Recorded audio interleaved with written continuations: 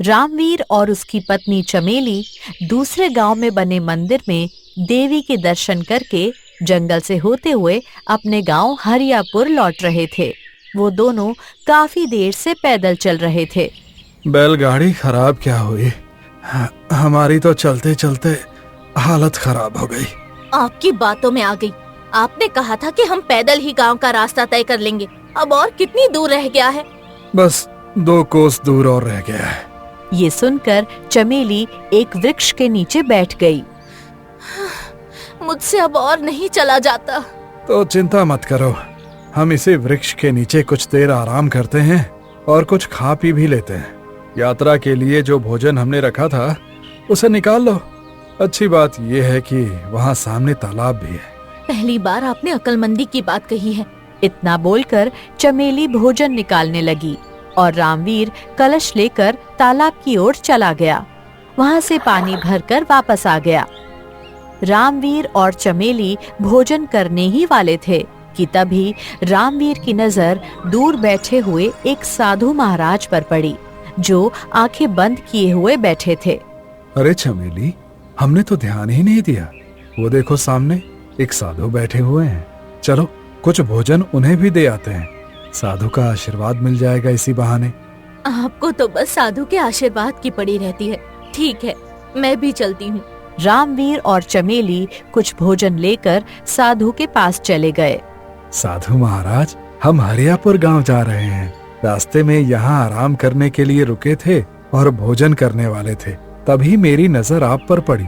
मैं आपके लिए कुछ भोजन लेकर आया हूँ। साधु ने मुस्कुराते हुए अपनी आंखें खोल ली। तुम्हारा व्यवहार मुझे बहुत ही अच्छा लगा। मैं हर रोज किसी का भोजन ग्रहण नहीं करता, परंतु तुम इतने प्रेम से लाए हो तो इनकार नहीं करूंगा। लाओ, भोजन यहाँ रख दो। इतना कहकर साधु महाराज ने रामवीर का हाथ पकड़ लिया और उसकी हाथ की रेखाओं को बहुत गौर से देखने लगे।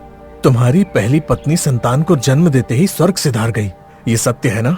हाँ साधु महाराज, ये सच है। और तुमने उस पुत्र का नाम बड़े ही प्रेम से रखा था, किशन।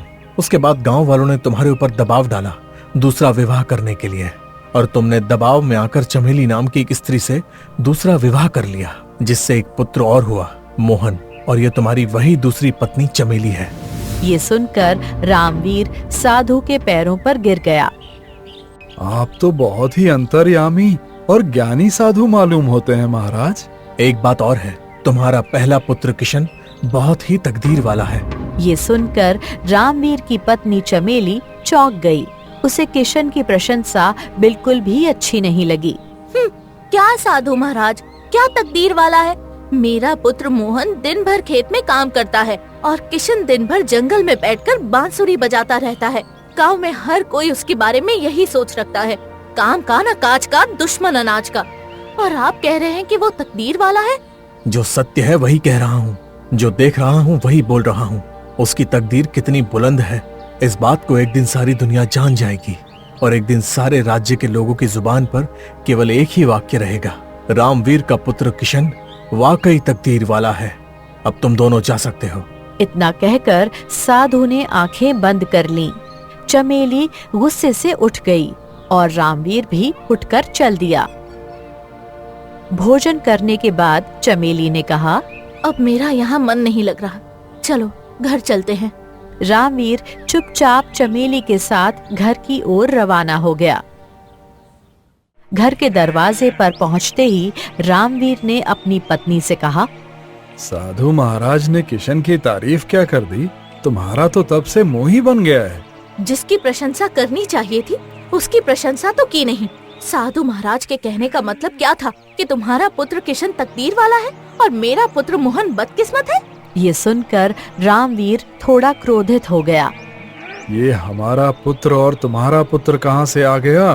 दोनों तुम्हारे पुत्र हैं, दोनों मेरे भी पुत्र हैं। याद है, विवाह के बाद मैंने तुमसे कहा था कि हमारे संतानों में सौतेले और सगे का भाव कभी भी मन में नहीं आना चाहिए। चमेली ने अपने पति रामवीर की बात का कोई जवाब नहीं दिया और चुपचाप घर के अंदर चली गई। अगले दिन रामवीर सोकर उठा ही था कि तभी उसका बेटा मोहन वहां आ गया। पिताजी, खेत नहीं चलना है क्या? बेटा, आज मेरी तबीयत ठीक नहीं है, तू चला जा। ये सुनकर मोहन थोड़ा क्रोधित हो गया। पिताजी, अगर आप खेत में नहीं आओगे तो सारा का सारा काम मुझे अकेले करना पड़ेगा। आप किशन को मेरे साथ भेज दीजिए। तभी वहाँ किशन आ गया, जिसके हाथ में बांसुरी थी। नहीं, मैं तो जंगल जा रहा हूँ हमेशा की तरह बांसुरी बजाने के लिए। रामवीर अपने बेटे किशन से कुछ कहने ही वाला था, लेकिन किशन चुपचाप बाहर निकल गया। मोहन गुस्से में खेत की ओर चला गया। ये देखकर रामवीर की पत्नी चमेली गुस्से से रामवीर से बोली, देखा तुमने, इसी के लिए साधु महाराज बोल रहे थे कि ये तकदीर वाला है। देखना, इसकी फूटी किस्मत की चर्चा एक दिन सारे गांव में होगी। रामवीर कुछ नहीं बोला और जोर जोर से खांसने लगा। ये देखकर चमेली चिंतित हो गई। लगता है आपको इलाज की जरूरत है। आपकी तबीयत सही नहीं लग रही। आप मेरे साथ वैद्य के यहाँ पर चलिए। चमेली रामवीर को वैद्य के पास ले गई। तुमने यहाँ आने में बहुत देर कर दी। रामवीर, तुम्हारे शरीर को बीमारी ने घेर लिया है, जिसका कोई इलाज नहीं है। जब तक तुम जीवित हो तभी तक हो, तुम जा सकते हो। ये सुनकर रामवीर की आंखों में आंसू आ गए और वो अपनी पत्नी के साथ घर लौट आया।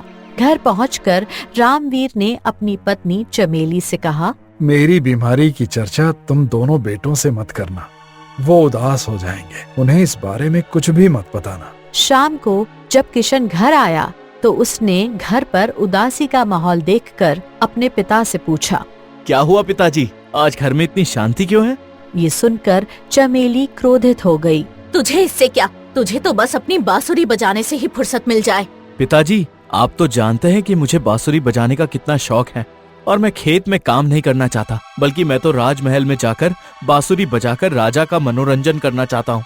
इसमें बहुत कमाई है। पिताजी, मैंने सुना है कि किसान महीने में जितना नहीं कमाता, उतना राजा का मनोरंजन करने वाला बांसुरी वादक एक दिन में कमा लेता है।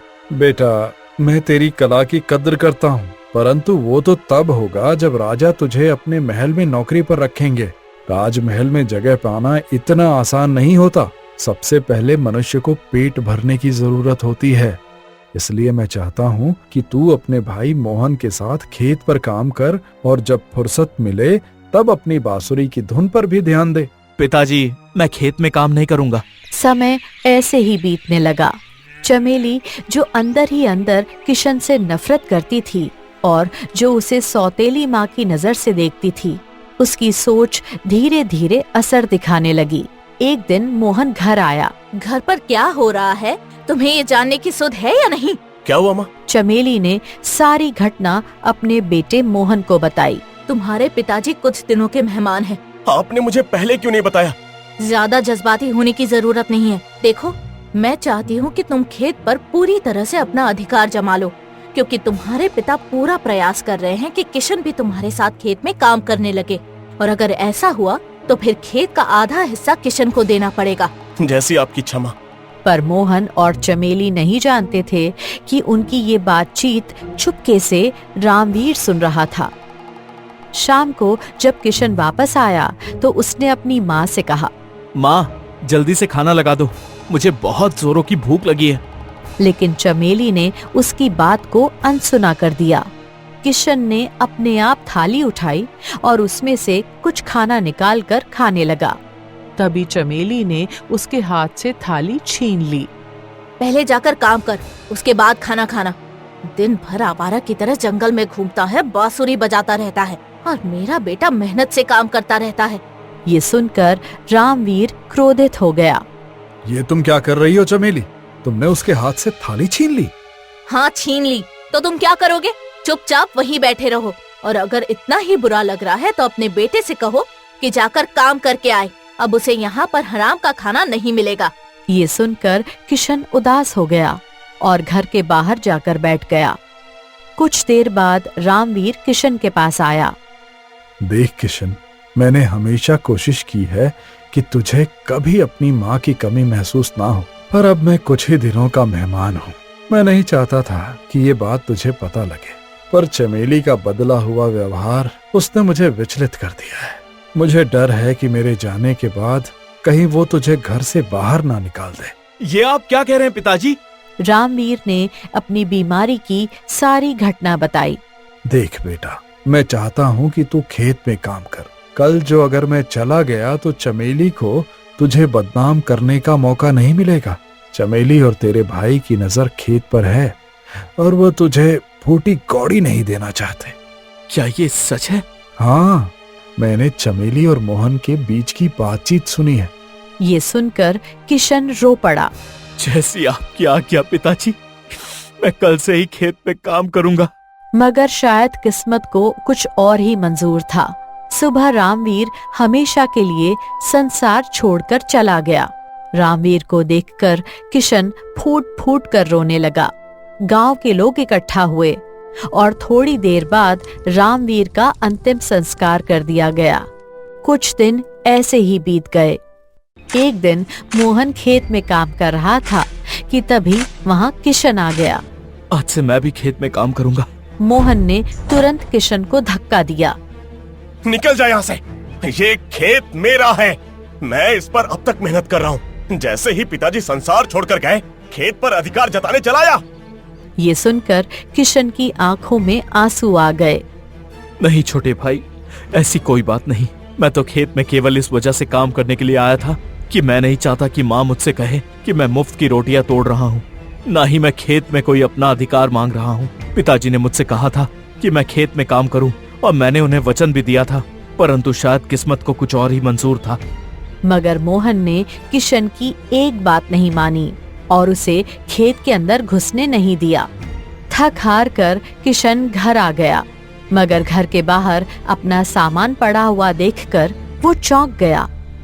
अब तेरे लिए इस घर में कुछ नहीं है। जो कुछ भी है मेरे बेटे का है और मेरा है। दफा हो जाए यहाँ से। किशन की आंखों में आंसू आ गए। माँ, तुम मेरी सौतेली माँ हो, लेकिन मैंने तुम्हें अपनी माँ समझा है। तुम मुझे अगर खाना नहीं देना चाहती तो मत देना, लेकिन मुझे इस घर से मत निकालो माँ, क्योंकि इस घर से मेरे पिताजी की यादें जुड़ी हुई हैं। ये जज्बाती बातें करके तुझे लगता है कि तू मुझे पिघला देगा, तो तेरी गलतफहमी है। निकल जा यहाँ से। किशन बहुत विनती करता रहा, लेकिन चमेली का दिल नहीं पसीजा। किशन ने गांव के हर घर का दरवाजा खटखटाया, लेकिन किसी ने किशन की मदद नहीं की। ये देखकर किशन बुरी तरह से टूट गया और अपना कुछ सामान लेकर जंगल की ओर निकल गया। किशन एक तालाब के किनारे बैठ गया। अब मुझे उस गांव में नहीं रहना जहां मेरी कोई कदर नहीं। किशन ने उसी तालाब के सामने एक झोपड़ी बनाई और वहीं रहने लगा। वो रोज जंगल में निकल जाता और जंगल के फल तोड़कर झोपड़ी में वापस आता और उन्हीं को खाकर अपना जीवन गुजारने लगा। एक दिन किशन ने अपने आप से कहा, काफी दिन हो गए मैंने बांसुरी नहीं बजाई। आज बांसुरी बजाने का बहुत मन कर रहा है। किशन झोपड़ी के बाहर एक वृक्ष के नीचे बैठ गया और बांसुरी की सुरीली धुन बजाने लगा। तभी उसके कानों में किसी के करहाने की आवाज सुनाई दी। किशन ने बांसुरी बजाना रोक दिया और इधर उधर देखने लगा। किशन की नजर तालाब के किनारे एक घायल मैना पक्षी पर पड़ी। किशन दौड़ता हुआ उसके पास चला गया। हे भगवान, ये तो बहुत बुरी तरह से घायल है। इसके शरीर से खून बह रहा है। अगर जल्दी से जड़ी बूटियां नहीं लगाई गई तो ये मर भी सकती है। किशन उस घायल मैना को उठाकर अपनी झोपड़ी में ले आया और जंगल से जड़ी बूटियां तोड़कर उसके शरीर पर लगाने लगा। कुछ दिन की सेवा के बाद मैना पक्षी स्वस्थ हो गई। एक दिन किशन शाम को झोपड़ी में वापस आया। उसने मैना की ओर देखकर कहा, जब तुम्हें उठाकर लाया था तब तुम्हारे शरीर पर कई गहरे जख्म थे। तभी मैना ने मनुष्य की आवाज में किशन से कहा, अगर तुम मेरी सेवा नहीं करते और जड़ी बूटियों से मेरा इलाज नहीं करते तो शायद मैं बच नहीं पाती। मैना के मुंह से मनुष्य की आवाज सुनकर किशन बुरी तरह से चौंक गया। ये कैसे हो सकता है? तुम तो एक मैना हो, तुम मनुष्य की भाषा में बात कैसे कर सकती हो? ये एक रहस्य है। बस तुम ये समझ लो कि मैं शापित हूँ और शापित होकर मैना के रूप में आ गई हूँ। तो फिर तुम हो कौन? ये मैं चाहकर भी नहीं बता सकती कि मैं कौन हूँ। मैना पक्षी फूट फूट कर रोने लगी। तुम रो क्यों रही हो? मैं रो नहीं तो और क्या करूँ। मैं अपने असली रूप में नहीं आ सकती। अपनी माँ और पिता के होते हुए भी मैं एक अनाथ जैसी महसूस कर रही हूँ। न जाने कितने दिनों से मैं ऐसे जंगल में भटक रही हूँ। मैं अपने आप को कितना अकेला महसूस कर रही हूँ, तुम इसका अंदाजा भी नहीं लगा सकते। किशन गहरी सोच में डूब गया। लेकिन तुम्हारा असली रूप में आने का कोई ना कोई तरीका तो जरूर होगा। हाँ, तरीका है, लेकिन वो आसान नहीं है। ये बहुत मुश्किल कार्य है। मेरी मदद भला कौन करेगा? क्या कोई मेरे लिए अपनी जान की बाजी लगाएगा? किशन हल्की सी मुस्कान के साथ बोला, क्यों नहीं, इस संसार में अभी भी ऐसे मनुष्य हैं जो दूसरे की मदद करने के लिए अपनी जान की बाजी लगा सकते हैं। मुझे बताओ। ये सुनकर मैना पक्षी चौंक उठी। यहाँ से कुछ दूर एक गुफा है। उस गुफा में एक द्वार है, जादुई द्वार। उस द्वार के पार एक दूसरा संसार है। वहाँ एक जादूगर का शासन है। अगर तुम उस जादूगर को मार सकते हो तभी मैं अपने असली रूप में आ सकती हूँ। ठीक है, मैं तुम्हारी मदद करूंगा। मैं उस द्वार के पास जाकर जादूगर से लड़ूंगा और तुम्हें तुम्हारा असली रूप जरूर दिलाऊंगा ताकि तुम अपनी माँ और पिता से मिल सको। मैना पक्षी खुश हो गई। तो फिर ठीक है, मैं कल तुम्हें उस गुफा के पास ले चलूंगी। किशन चुपचाप झोपड़ी से बाहर निकल गया। मेरी सहायता तो किसी ने नहीं की, इसलिए मैं इस मैना पक्षी की मदद जरूर करूंगा। उसकी बातों से लग रहा है कि दूसरे संसार में बहुत खतरा है। हो सकता है मैं लड़ाई में मर जाऊं। उससे पहले एक आखिरी बार बांसुरी की धुन बजा लेता हूँ। इतना कहकर किशन ने फिर से बांसुरी बजाना शुरू कर दिया। तभी वहाँ मैना पक्षी आ गई। तुम्हें पता है, जब मैं घायल होकर तालाब के किनारे पड़ी थी और दर्द से करहा रही थी, तब तुम्हारी बांसुरी की मधुर धुन मेरे कानों में टकराई तो एक बार को मैं अपना दर्द ही भूल गई। तुम वाकई बहुत अच्छी बांसुरी बजाते हो। किशन मुस्कुराने लगा। प्रशंसा के लिए धन्यवाद। कोई तो मिला जिसने मेरी बांसुरी की प्रशंसा की। अगले दिन मैना पक्षी किशन को घने जंगल की ओर ले गई। जैसे जैसे मैना आगे बढ़ती जा रही थी, जंगल भयावह होता जा रहा था। अचानक झाड़ियों से एक सियार निकलकर किशन के सामने खड़ा हो गया और मनुष्य की आवाज में बोला, आगे मत जाओ, आगे खतरा है। बताना मेरा काम था, बाकी तुम जानो। इतना कहकर सियार वहाँ से चला गया। ये क्या था? सियार होकर मनुष्य की आवाज में बात कर रहा था। समझ लो, वो सियार भी शापित ही है। जैसे जैसे हम गुफा के करीब जाएंगे, तुम्हें ऐसे ही जानवर मिलेंगे जो तुम्हें आगे न जाने की चेतावनी देंगे। इतना कहकर मैना उड़ने लगी और किशन उसके पीछे पीछे चलता गया। आगे जाकर अचानक एक बंदर किशन के सामने आ गया। आगे मत जाओ, आगे खतरा है। इतना कहकर बंदर भी वहाँ से चला गया। मैंने तुमसे कहा था ना, जैसे जैसे आगे जाओगे वैसे वैसे तुम्हें ऐसे ही दृश्य देखने को मिलेंगे। किशन कुछ नहीं बोला और मैना पक्षी के साथ आगे बढ़ गया। कुछ देर बाद किशन को एक विशाल गुफा नजर आई। वो रही सामने गुफा, इसी के अंदर वो जादुई द्वार है। किशन मैना पक्षी के साथ गुफा के अंदर चला गया। गुफा में एक चमकता हुआ द्वार था जो रंग बिरंगी किरणों से झिलमिला रहा था। किशन, इस गुफा के अंदर में प्रवेश कर जाओ। किशन और मैना पक्षी उस द्वार में प्रवेश कर गए। अंदर प्रवेश करते ही किशन ने खुद को एक बिल्कुल अलग राज्य में पाया। अब ये कौन सा राज्य है? यहाँ पर तो एक महल है और आसपास घर भी बने हुए हैं, परंतु यहाँ इतना सन्नाटा क्यों है? मैंने तुमसे कहा था ना कि द्वार के पार एक दूसरी दुनिया है जहाँ एक जादूगर का शासन है। दरअसल यहाँ पहले बहुत सारे लोग रहते थे, लेकिन जादूगर के डर की वजह से सभी लोग छुप गए हैं। वो उसके सामने नहीं आते। जादूगर ने भी सभी को डरा के रखा है। अब मुझे तुम्हें सारी बातें साफ साफ कहनी होगी। रास्ते में मुझे ऐसे जानवर मिले जो मनुष्य की भाषा में बात कर रहे थे, बिल्कुल तुम्हारी तरह। अब तुम मुझे सच बताओ, तुम्हारी ये हालत आखिर हुई कैसे?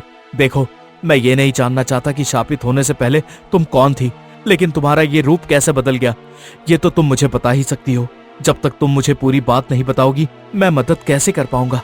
तो फिर मेरी बात ध्यान से सुनो। तुम्हें रास्ते में जितने भी प्राणी मिले वो सब कभी तुम्हारी तरह ही मनुष्य थे, मगर लालच में आकर वो सब जंगल के जानवरों में परिवर्तित हो गए। इसका मतलब तुम भी कभी मनुष्य थी? तो क्या तुम भी लालच में आकर मैना पक्षी बन गई? और ये जादूगर का इन सब से क्या संबंध है?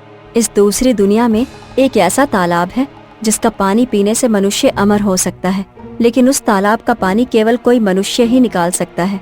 उस तालाब पर एक बेहद भयानक डायन का राज है। जब भी कोई मनुष्य तालाब का पानी लेने जाता, वो डायन उसे मारकर खा जाती। किशन ध्यान से सुनता रहा। जादूगर उस तालाब का पानी पीकर अमर होना चाहता है। अक्सर मनुष्य अमर होने की चाह में कथाओं को पढ़कर इस गुफा का द्वार पार करके यहाँ आ जाते हैं, लेकिन जादूगर उन्हें पकड़ लेता है। वो उनसे कहता है, तालाब का पानी लाओ। अगर वो पानी लेकर आते हैं तो ही वापस जा सकते हैं। पर तालाब की डायन को देखकर सब डर जाते हैं और भाग खड़े होते हैं। इतना बोलकर मैना की आंखें भर आईं। जादूगर उन पर गुस्सा होता है और उन्हें जानवरों में बदल देता है और कहता है, जब तक मैं अमर नहीं हो जाता यही चलता रहेगा। और तुम? मैं भी अमर होने की लालच में इस दुनिया में आई थी। जादूगर ने मुझे पकड़ लिया। जब मैं तालाब का पानी लेने गई, डायन को देखकर डर गई और वापस लौट आई। जादूगर ने मुझे मैना पक्षी में बदल दिया और कहा, अब तुम जहाँ चाहे उड़ सकती हो, मगर अपने असली रूप में नहीं लौट सकती। जादूगर ने ऐसा क्यों किया? जब वो किसी को जानवर या पक्षी में बदलता है तो उसके शरीर में ऐसी शक्ति डाल देता है कि वो चाहकर भी नहीं बता सकते कि असल में कौन थे। अगर बताते हैं तो जलकर राख हो जाते हैं। और हर बार वो कहता है, पृथ्वी लोक जाओ और किसी मनुष्य को यहाँ लाओ जो मेरे लिए तालाब का पानी ला सके। क्या भरोसा है उस जादूगर का? क्या पता अमर होने के बाद वो सबको असली रूप में लौटाए भी या नहीं लौटाए। अचानक रंग बिरंगी किरणों से चमक उठी और उनके सामने एक लंबा डरावना व्यक्ति प्रकट हुआ। यही है जादूगर। जादूगर ने गुस्से से किशन की ओर देखा। क्या तुम भी अमर होना चाहते हो? नहीं, मुझे अमर होने की कोई ख्वाहिश नहीं है। वैसे भी थोड़े से जीवन में मनुष्य के ऊपर मुसीबतें कम होती हैं क्या, जो वो अमर होकर अपनी मुसीबतों को और बढ़ा ले। जादूगर ठहाका मारकर हंसा। पहले व्यक्ति हो जिसने अमर होने से मना किया है, लेकिन मैं अमर होना चाहता हूँ। अब मैं इस संसार पर अपनी जादू की शक्ति से शासन जमा चुका हूँ और अब मैं कई और लोगों पर कब्जा करना चाहता हूँ, पर उसके लिए चाहिए अमरता। जादूगर की आंखें लाल चमक रही थीं। तालाब का पानी लाओ, नहीं लाए तो अपने संसार वापस नहीं जा पाओगे। तुम इतने बड़े जादूगर हो, फिर खुद जाकर पानी क्यों नहीं ले आते? मूर्ख, वो पानी केवल मनुष्य ही ला सकता है। तो एक बात साफ हो गई है, तुम मनुष्य नहीं हो, मतलब ये तुम्हारा असली रूप नहीं है। यही मेरा असली रूप है। बस यूं समझो कि इससे पहले मैं कुछ और था। अब ज्यादा दिमाग मत चलाओ, जल्दी जाओ, तालाब का पानी लेकर आओ। मैं महल में तुम्हारा इंतजार कर रहा हूँ। इतना कहकर जादूगर रंग बिरंगी किरणों में गायब हो गया। चलो, मैं तालाब का रास्ता जानती हूँ। मैना पक्षी किशन को लेकर एक रहस्यमयी तालाब के किनारे पहुँच गई। तालाब पर घना कोहरा छाया हुआ था। ऐसा लग रहा था मानो उसमें सदियों का राज छिपा हो। किशन ने इधर उधर नजर दौड़ाई, तभी उसकी नजर जमीन पर पड़े एक छोटे से कलश पर पड़ी। उसने कलश उठाया और तालाब में डुबो दिया। अचानक तालाब से घना धुआं उठा और उसी धुएं में से एक भयानक डरावनी डायन प्रकट हो गई। मैं इस तालाब की रक्षक हूँ। आज तक किसी भी मनुष्य की हिम्मत नहीं हुई कि इस तालाब में कलश डाले। फिर तूने ये कैसे सोच लिया कि तू उस जल को ले पाएगा जिसे पीकर अमर हुआ जा सकता है? मैं ये जल अपने लिए नहीं ले रहा, बल्कि जादूगर के लिए ले रहा हूँ। क्या तू उस जादूगर का गुलाम है जो उसकी खातिर अपनी जान देने के लिए तैयार हो गया? नहीं, मैं ये जल जादूगर के लिए नहीं, बल्कि इस मैना पक्षी के लिए और उन तमाम जानवरों के लिए लाना चाहता हूँ जो किसी समय में मनुष्य थे, जो केवल इसलिए जानवर और पक्षी बन गए क्योंकि वो इस तालाब का पानी जादूगर को नहीं दे पाए। डायन ठहाका मारकर हंस पड़ी। मूर्ख, तू क्या समझता है मैं ये सब नहीं जानती? जिन मनुष्यों की तू बात कर रहा है वो सब लालच से भरे हुए थे। वो इस लोक में सिर्फ अमर होने के लिए आए थे। उन्हें उनके कर्मों की सजा मिली है। जानता हूँ, पर उन्हें अपनी गलती का पश्चाताप भी है। ठीक है, मैं डायन हूँ और डायन का एक स्वभाव होता है, उसे कभी शांति नहीं मिलती। अगर तू मेरे मन को शांति दिला सके तभी मैं इस तालाब का पानी तुझे लेने दूंगी, वरना या तो मैं तुझे यहीं मार दूंगी या वो जादूगर तुझे भी किसी जानवर में बदल देगा। किशन ने कुछ पल सोचा, फिर बांसुरी उठाकर बजाने लगा। धीरे धीरे बांसुरी की मधुर धुन जंगल में गूंजने लगी। डायन की आंखों से आंसू टपक पड़े। पहली बार मेरे मन को शांति मिली है। तू इस तालाब का पानी ले जा सकता है, लेकिन सोच ले, अगर तू इसे जादूगर को पिला देगा तो वो अमर हो जाएगा। आज उसने इस लोक पर कब्जा किया है, कल वो तेरे पृथ्वी लोक पर भी आएगा। तो फिर तुम बताओ, मैं क्या करूं? इस तालाब की खासियत ये है कि जो इसका पानी पी ले वो अमर हो जाता है, लेकिन अगर यही जल राक्षस या जादूगर के ऊपर फेंका जाए तो वो राख हो जाएगा। कैसी अजीब पहेली है ये। अगर पानी किसी ऐसे मनुष्य के हाथ से फेंका जाए जिसके मन में लालच ना हो तो जादूगर या राक्षस जलकर भस्म हो जाएगा। और मैं जानती हूँ तुम्हारे मन में कोई लालच नहीं है। इतना बोलकर डायन रंगीन धुएं में गायब हो गई। किशन ने कलश में पानी भरा और मैना पक्षी के साथ महल लौट आया। महल में जादूगर की आंखें चमक उठी।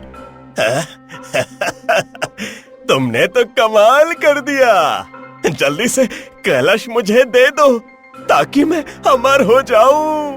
अमर? तुम्हारे सपनों में भी नहीं। इतना कहकर किशन ने कलश का जल जादूगर पर फेंक दिया।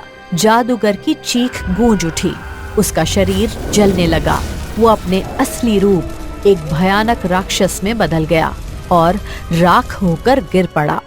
जादूगर के खत्म होते ही मैना पक्षी रंग बिरंगी किरणों में घिरी और एक सुंदर राजकुमारी में बदल गई।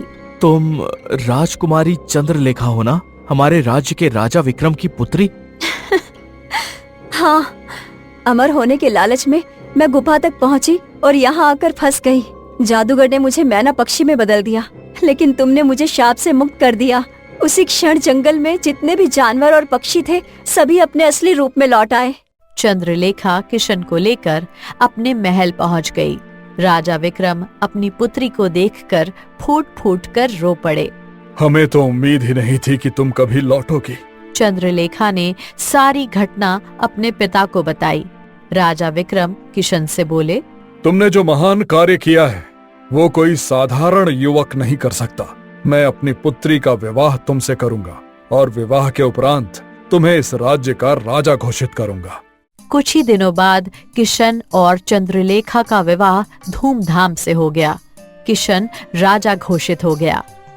कुछ दिनों बाद किशन अपनी पत्नी चंद्रलेखा और सैनिकों के साथ अपने गांव लौटा। किशन को राजा बना देखकर उसका भाई मोहन और सौतेली माँ चमेली दंग रह गए।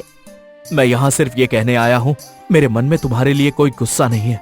अगर तुमने मुझे अपमानित करके गांव से नहीं निकाला होता तो शायद मैं इस मुकाम तक कभी नहीं पहुँच पाता। किशन अपनी पत्नी के साथ महल लौट गया। एक साधारण युवक जो अपने गांव से अपमानित होकर निकला था, तकदीर ने उसे राजा बना दिया। साधु ने सच कहा कि किशन एक तकदीर वाला है।